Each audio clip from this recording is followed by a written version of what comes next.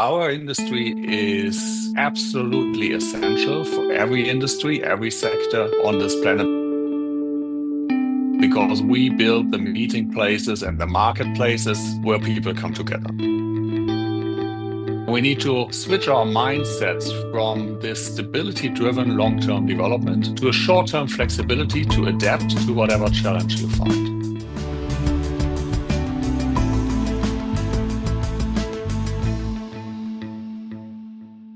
How can you get to lead such a big organization and stay sane and stay healthy?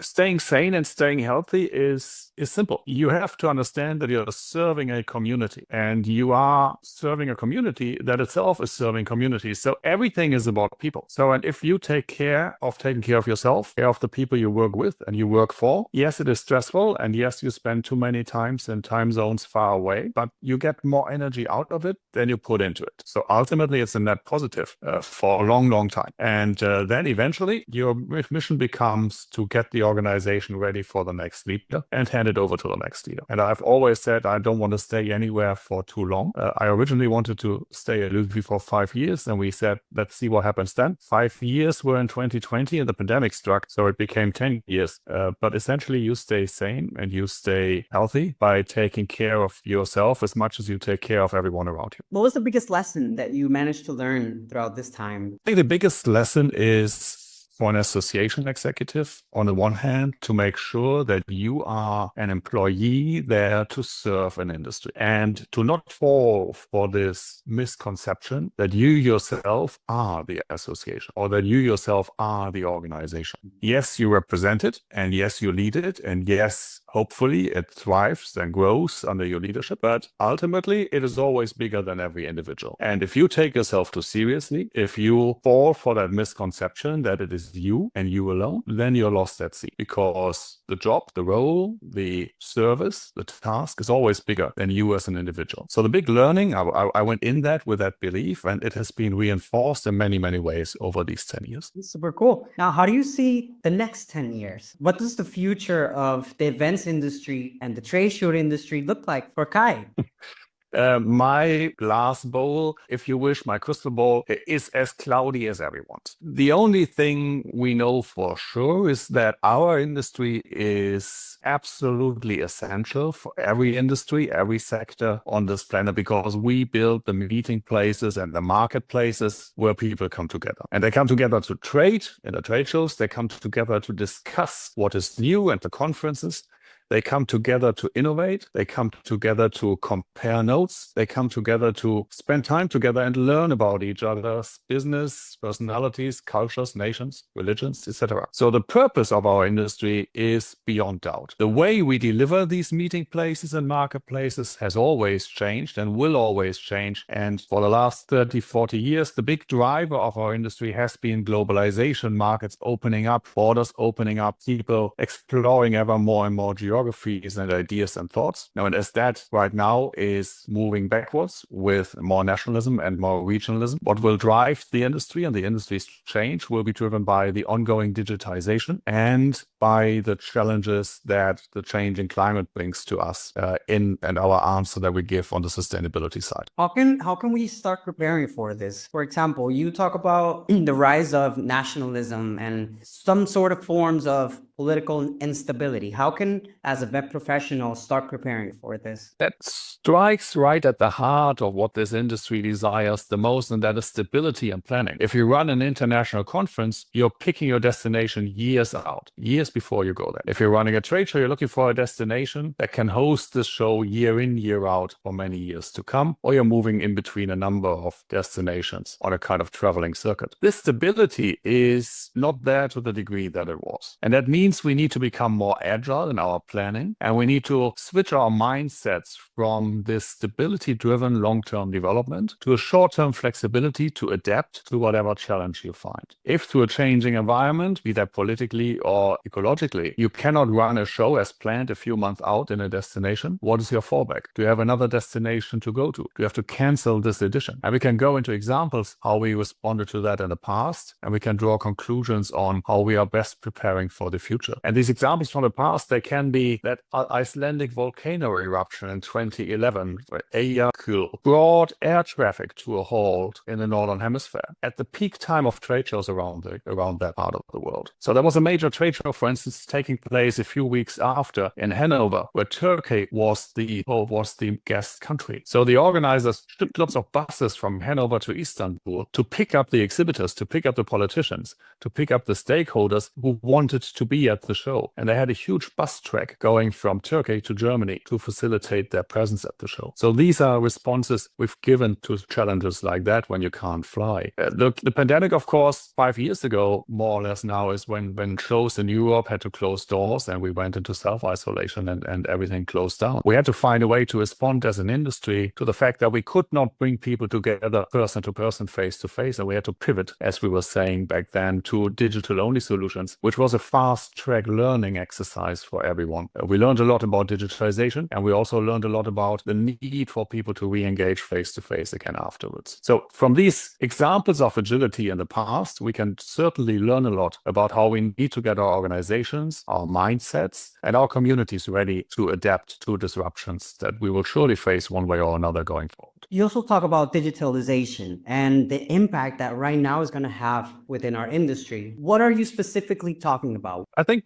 what the pandemic taught us is a strong emphasis on knowing more about the specific person coming to a trade show, coming to a conference. We have much more data. We have much deeper insights into every person's wants and needs and haves. People share in the registration forms. They share through their behavior to the people they want to connect. So matchmaking services, lead generation, optimization of heat maps on the floor, all these applications that are based on data that we take care of on behalf of the person coming to the industry. There was a long discussion during the pandemic who owns the data. And there were these digital platforms fueled by private equity who were trying to understand and to duplicate that kind of relationship between the organizer and the show attendee. And they said that they would also own the data of the person coming to that website in that case, and they would gather the behavioral data. So it took us all a year to sort that out. And after that alignment was made that you own your data, I own my data. And if we go to a show, the behavioral data is taken care of by the organizer as a steward. And that we can allow as individuals to use this data to give us better service. Some years down the road now, all these matchmaking offers, all these subscription-based year-round content services have grown out of this understanding of the value of data that we create. And as an industry, we've become better. We are not excellent yet, but a lot better in aggregating this data and putting this data at the benefit out for the benefit of our customer to provide them better support in connecting them with the people that they benefit from knowing. What are some of the biggest challenges that you're seeing within companies right now to adapt to that new trend, to that digitalization and the management of that data? The challenge is to understand it and to do it. This industry has lost so much talent during the pandemic when people found a better opportunity to work elsewhere. It also gave us an opportunity because by now we've hired back we've hired back the numbers we had before the pandemic, and data from UFI on the exhibition industry says that around the world, 50% of all businesses are expanding their staff numbers, are adding additional staff with new talents and new roles. So we need to bring in the talent with these digital skills, with the experience in these digital products, subscription-based models, content-driven models, community-driven models, to evolve and expand the business model of the physical meeting into an all-year-round digital face-to-face hybrid model. So changing the cultures in the organization, opening up the leadership to these new ideas, keeping your owners on board, public entities like the German Messes, private equity, stock companies listed on the stock market, family-run businesses, they all have their different journeys and trajectories there. Applying these skills takes money and time, because learning to,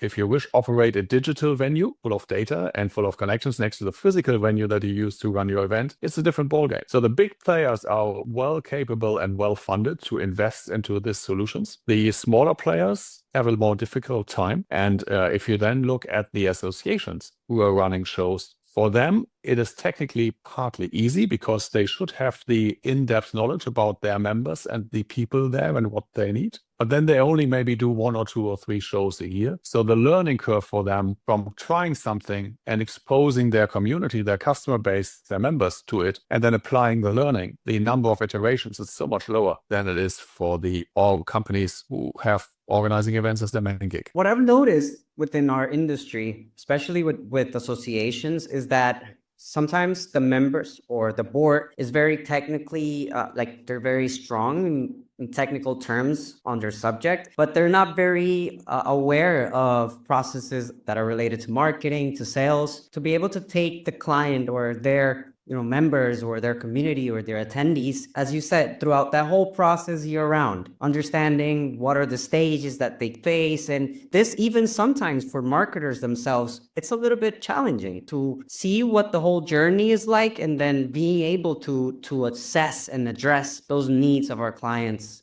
in a timely manner. In terms of, the characteristics that currently a director of an association should start either developing, or if it's coming in, which one should they have? What do you think are those characteristics? I think it's a 2-tier issue. Number one, you have to convince your own organization to evolve in this way, be that an association or a for-profit organization. And then you have to explain what is changing to your customers. Most of the people attending conferences are not professional conference goers. They have a daytime job and once or twice a year they go to a conference. Most of the companies exhibiting at exhibitions are small and medium enterprises. 85% of all exhibiting companies are small and medium enterprises around the world. So they don't have that level of complexity in their own organizations to adapt to every new trend. So the way out of that dilemma is to have the strategic journey with your leadership, with your organization, with your staff, and then to take the time to explain to your customer base step by step the value. And that's why the iterations are so important.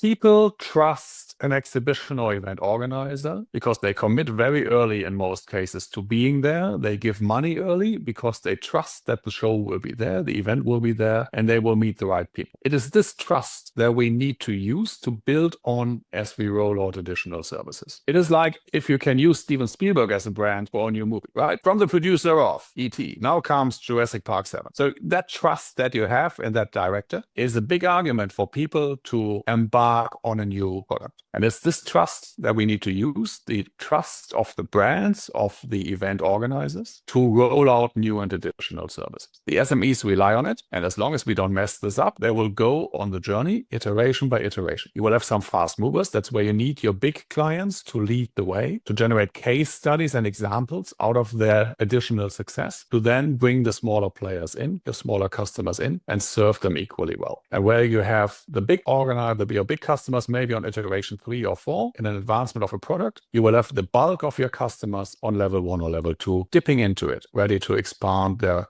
exposure if it works well. So it's not done within 1 or 2 years. It's a journey, but that's the beauty of it, because every industry then that we serve is on a different point in that journey, and you can benefit from those who are further advanced. An industry that is more advanced, like the digital economy industry, is always a good bellwether for something where industrial machinery industry will be a few years later. Okay. Now, can we expedite that process? For example, working with association management companies, or obviously bringing in external companies that already have those structures in place for these types of organizations? I think it's one of the major selling points of association management companies that they have these higher iteration numbers to work with. But at the same time, they will fall flat because this is the have your organization on board part, have your customers on board part is always the same challenge for everyone. That is about marketing. It's about being able to explain what it is you offer and ultimately having easy to use services and products in the digital space that deliver in a way that is easy to understand. And easy to understand ultimately is, did it give me an additional lead? Did it give me an additional contract in the trade show place? Did it give me an additional insight, an additional access to content and thinking that I didn't have before in the conference space? These organizations that we bring in to help associations reach their goals, they have to be data-driven, right? They have to focus on being able to deliver information that allows the association to make decisions in a timely manner. For you, what's one of the biggest challenges in terms of how associations are grabbing this information and making decisions with them, with that information? The fact that almost all data still sits in silos, that there's as many silos as you have dialects, data dialects. One of the big learnings we had during the pandemic was that we didn't even know how to call a website visitor coming to a digital event. Is that an attendee? Is that a visitor? Is that a visit? We had these terminologies agreed in a year-long process 15, 20 years back through the International Standards Organization, ISO. And we updated these definitions over the last 3 years after the pandemic. But the pandemic gave us the need to describe an online attendee, the value of a connection. What is a match? Is it two people spending 5 minutes together on a matchmaking platform? Is it just one person confirming a connection on something like a social media network like LinkedIn? What is a match? So we had to go through all these iterations of defining that. But even now, we came up with a common data terminology that was rolled out in many parts of the industry, but not in all. So still, you have data silos, you have data dialects, just like in this broad tent of event industry, you have an exhibition industry dialect, you have a convention industry dialect, you have a conference industry dialect. They use different words when they try to describe the same thing. And on the data side, this is just as well the case. It's just so much worse. So data alignment is a key. And what the big players have been working on for the last 2 or 3 or 4 years was to really put all that data together in a way that it can be analyzed together and utilized together. So the big challenge is and remains how to match data in a useful way to create additional insights. What can associations do to be able to expedite their formation or their education around that data usage? That's an interesting conversation because we were discussing whether this is the job of the trade associations, the job of an ICA or an UFI. And we said it can't be because it needs to be a dialogue between the major organizers, so the major event organizers, and the major solution providers. And we set up a standardization board for these terminologies some years back. And then it got commercialized from diverging interests. Today, associations will mostly rely on a number of consultants in the space. Their respective tech providers will be tasked with making sure that system A connects with system B. Let's say they use a CRM system in the back end to manage their association membership, and they use an event management suite to run their events, registration, badging, etc. These two systems need to talk to provide value. So the APIs, the interfaces between the systems are key. Now, obviously, if you have a provider of a major event management solution, they will have APIs to the major CRMs. So you have a lot of plugs, but there's no universal translator that brings everything together. And so for every association, when you pick your CRM, when you pick your event management platform, make sure these can connect without downloading it.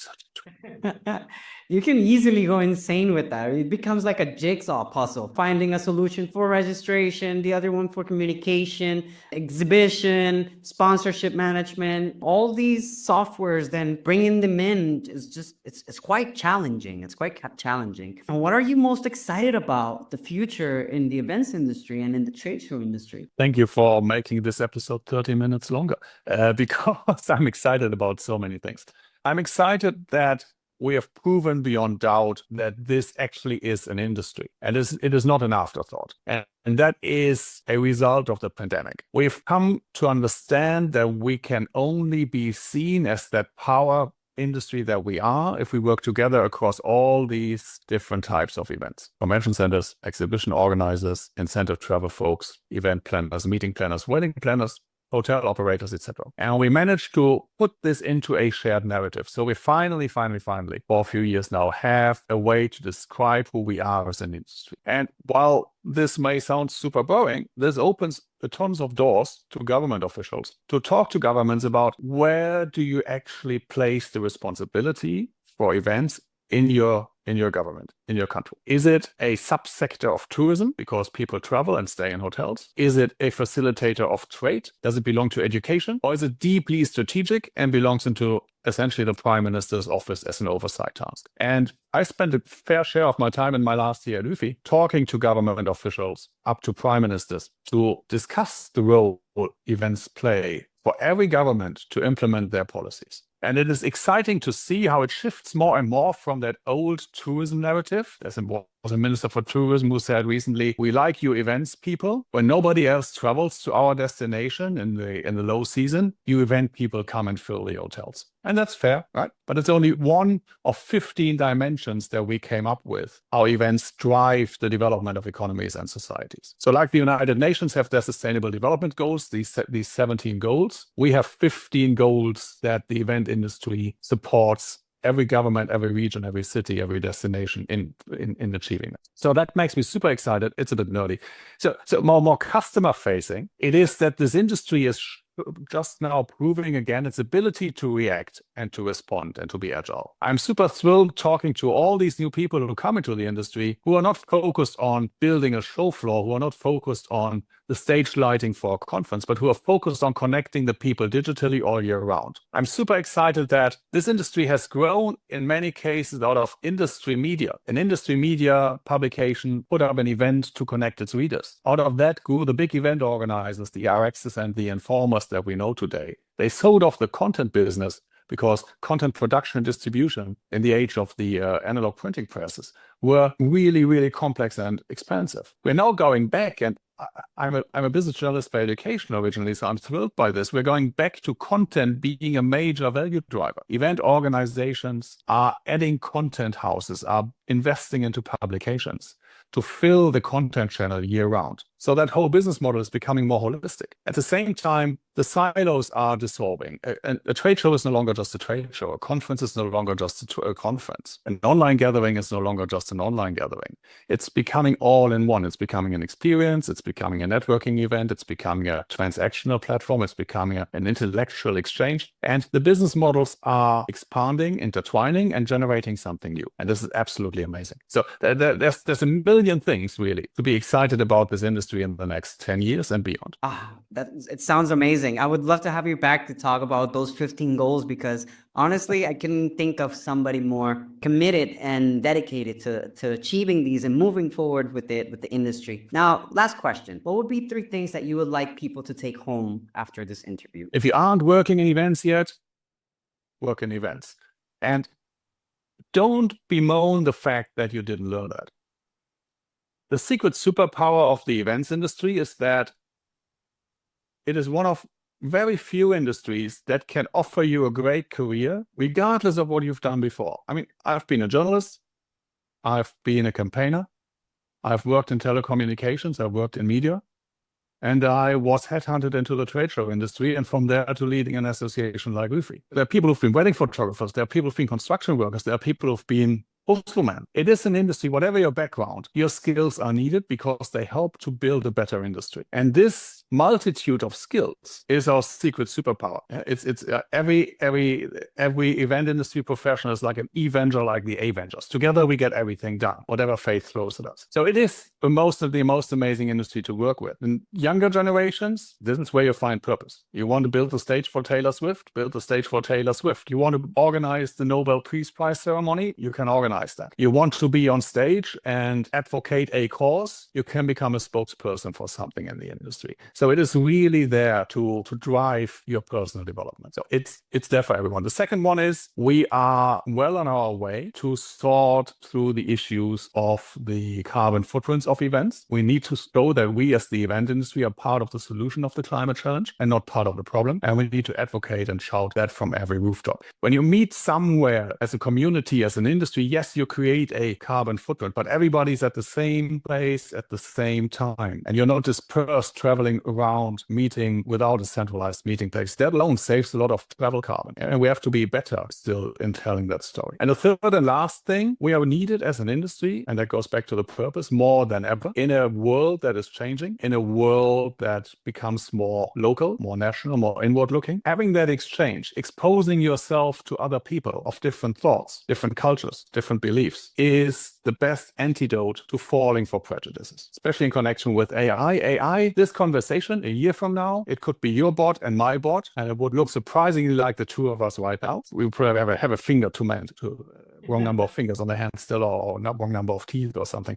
But AI will be so good that for people to be sure of a real interaction, we will have to meet in person. So when it matters, people meet, and that'll be true more than ever in an AI-driven perception of the digital world. Kai, thank you so much for your time. I really appreciate you coming here and sharing your knowledge, your experience. As I said before, I would love to have you back to tell us a little bit more about those 15 goals and how we can help you move forward with that. I'd love to come back and talk more about industry positioning, so just call me. Perfect. Big hugs, man. I really appreciate it. Thank you so much.